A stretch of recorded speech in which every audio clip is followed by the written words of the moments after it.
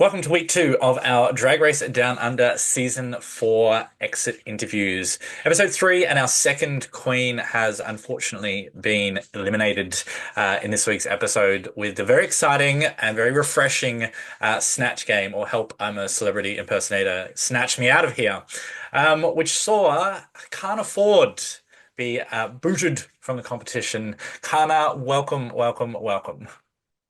Mabuhay, yes, that was me that was booted off this week. Oh, look, it had to be someone, and it's always going to be sad no matter where you place if you're booted out of the competition, isn't it? Yes, that's very true. It's the name of the game, I guess.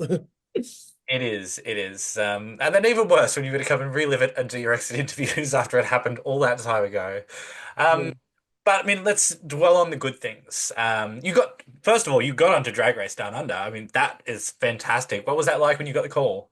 It was like thrilling and like honestly the best thing to ever happen to me. Like I always felt like that I knew that I wanted to be on the I always felt like I was gonna make it on the show. And when it happened, I was just like, oh, the stars are aligning, things are happening.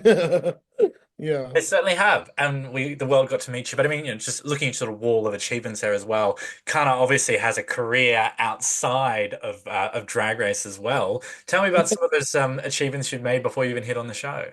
Yeah, it was kind of crazy because I was set on being on season three and I auditioned and I unfortunately didn't make it. And so when the girls of season three went off to film, it was like around World Pride. And I think for me, like the whole Karna Ford brand like blew up during World Pride. So if I hadn't had gone, if I had made it to season three, I wouldn't have got to experience all those things. Like I was on stage with Ava Max, Nicole Scherzinger. I got to perform and be part of the live and proud opening concert with leading with Minnie Cooper and Coco Jumbo. From that experience, I got to meet Jessica Malboy, and then I got asked to be in Jessica Malboy's music video. I also did the competition Slay right before I got into the show and I had won the whole thing. So like it was just the heaps of achievements that I got where I felt like were little steps to make it onto season four. Big things. Who needs Drag Race? You're already taken over the world. Yes. Oh, that's amazing. And so, I mean, you walk into season four with a room full of some big ass personalities and some big reputations. Was there any one person that you saw when you walked in and you went, I'm gonna shit my pants, I'm out. I can't compete against them. Well, my thing is just being a dancing diva. And so the fact that there was Max there, I'm like, oh crap. Because to me, like I think that Max is one of the best performers in Australia, like drag performers. And so like having her, but then also hearing that Freya Armani was another dancing diva as well, like it definitely like made me feel like, okay, what can I bring to the table if there are other dancing divas? So outside of being a dancing diva, what did you think was your next biggest strength that you were going to be able to knock them out with? I think that I was hoping that my performance ability, so going into like a girl group challenge or like the Snatch Game was probably like my best bet of like showing the best that or even an acting challenge would probably been my best bet of showing the best of me. Uh, Yeah. You did. You got to slay in the Gold Group Challenge, which was probably a big relief for you after episode one. Yes, definitely a massive relief being able to from being safe on that episode. Yeah. And then, of course, episode one, let's not forget little beauty that's sitting behind your head there. The iconic Demigorgon moment. Yes, the whole Demigorgon moment. I'm surprised that I didn't throw it away after that traumatic moment for me, but I'm kind of glad that I kept it, processed what happened, and I'm glad that after all this time that it's become a bit of a viral moment. It is, it is. I mean, I was talking to Sasha Colby last week when I interviewed her, and it was one of the standout moments that she remembered as well. And you created a moment that will now live in drag race culture. I mean, that's what you want when you do this show. You don't want to be forgotten. Exactly, it's so true. Now, speaking of things that won't be forgotten, we got to this week, and we got to the Snatch Game. Now we obviously ended up with Eddie something something something Murphy something. I mean, what were the other options again before we got landed on that one? There was no other options. I was very confident in my choice of doing this character because I don't know if you knew who my character was based off, but it was based off Eddie Murphy's character Respucia from the movie Norbit. And like I grew up watching this movie with my family and me and my cousins would quote this character all the time, and even all my friends would always quote this character, and every single time that I would pretend to be this character, I would just like piss myself and all my friends would piss themselves laughing as well. So to me, I felt like there wasn't really another option that I felt confident in for doing the Snatch Game. Maybe you stick with what you know, and if you know it, you know it. You can quote it. It's funny. Like, Yeah, why not? yeah, exactly. Even though it is a character from what is one of the most critically panned movies of all time. Yeah. I think he took out so many Razzies for that. Oh, really? Yes, yes. Norbit was one of his worst movies, but again, from the Oh. bad, you can make them most memorable. Um, and I mean, it was tough as well for Snatch Game because you were separated in those groups. And you won't have seen the edit yet, but when you do, you'll see it was very tight. You all got really limited screen time to be able to really hammer out those jokes. Did you feel that pressure on set with the smaller group? Yeah, I feel like there was like a lot less energy to bounce off, but yeah, it was just the whole Snatch Game situation is just hard in itself, having to do all the things like think of answering the question, being in the character, riffing off other people, and trying to be funny in the first place. Like, just the whole situation is just hard. And then, yeah, it's like hard to like live in the moment of Snatch Game because of all the things you're having to do. So I definitely was like overthinking a lot of the things that of doing the Snatch Game. Of course, and like Snatch Game is internationally the most pressured challenge for everyone. Everyone has so much put on them, and then particularly for Down Under, where people have liked to heap shit just as a sport, they haven't been as kind about our Snatch Games before as well. So did you feel all of that added pressure as well? 100%. A lot of pressure from that. Just a little pressure from like seeing how like um with our table talks with Michelle, how Michelle perceived, oh not Michelle, but like the what the girls have like brought and what they offered. Like who would have thought of like a Lindsay Lohan as an Irish man and that horse that Lazy brought? Like it was just insane.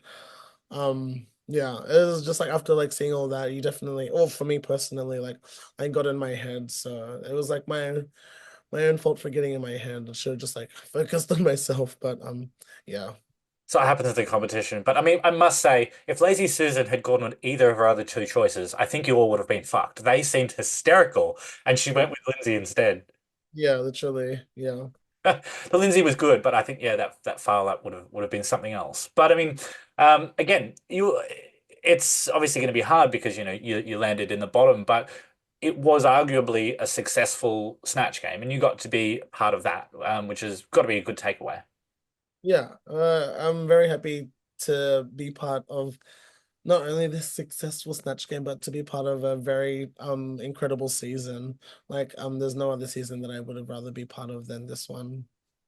Absolutely, and you guys are fucking kicking goals. Like you're landing in the top five most watched of Stan for most of the week every week, um, and that fucking the IMDb rating is just shooting up and up. So you're landing in the best ranked season essentially so far with a really good bank of queens. It's got to be a really great feeling to be a part of that, Definitely, it's an incredible feeling. Very glad to be part of it. and you get to go on tour. I know. Oh my God. One of the only things that I like, one of the things that like was a goal of mine was to tour. So the fact that we get to do a national tour with like the whole cast is very good. Very excited. It's got to be. I think you've all really platformed that season really well. And just that energy you're all bringing sort of pre-production and during the show with the amount you're doing to elevate it, I think has definitely paid off in spades. Yes. Nice. Now let's quickly delve back into the end of this week's episode. And they revealed a bottom three to have to lip sync. How did you feel? Was that like, oh yes, now I've got a 1 in 3 instead of a 1 in 2 going home, or it's oh shit, it's beside Max. I still have a 1 in 2 chance of going home. Yeah, so I thought that I did just that smidge better to like get myself out of the bottom two, but then obviously they did a bottom three, and then you do have to expect the unexpected with this show. But yeah, so it was like a lot of pressure going into that lip sync, a lot of anxiety. Um, yeah, it's like especially with the style of song as well, like Lady Hawk's My Delirium is an incredible song, but it's not a song that I was familiar with or is really my style. So yeah, just have all of that running through my head. It was definitely a lot of pressure to do this lip sync.